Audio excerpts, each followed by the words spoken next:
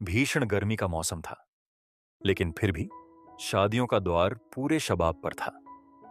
मुझे एक करीबी दोस्त की शादी में शामिल होने का मौका मिला।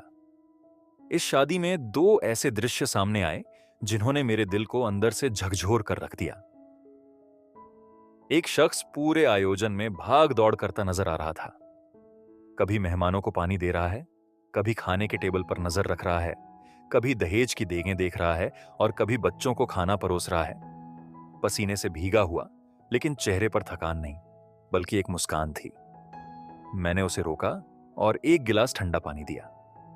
उसने मुस्कुराकर गिलास लिया, शुक्रिया कहा और फिर से काम में जुट गया। बाद में पता चला, वो मेरे दोस्त का छोटा जीजा था। ससुराल को अपने घर जैसा मानने वाला, सास ससुर की इज्जत करने वाला और दिल से सेवा करने वाला। शादी खत्म होने पर मैंने उसे गले लगाया, उसके हाथ चूमे और दिल से दुआएं दी। उसी शादी में एक और शख्स था, स्टेज के पास वाली वीआईपी टेबल पर बैठा, 4 बच्चों के साथ।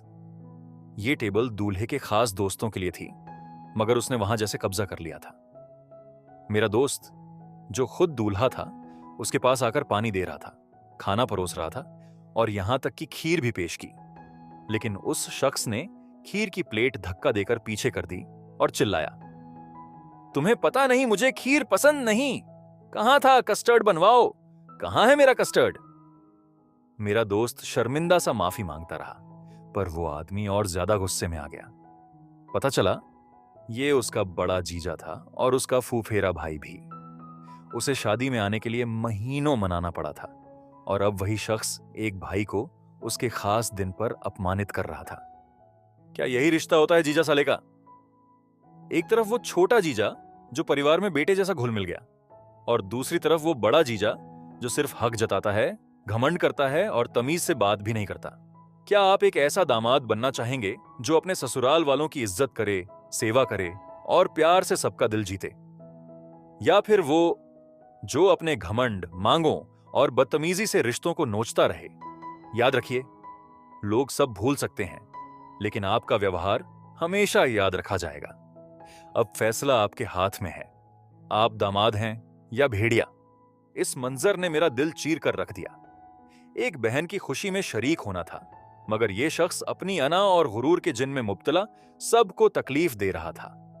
अब सवाल यह है, क्या दामाद बनकर खदमत करना कोई शर्मिंदगी की बात है?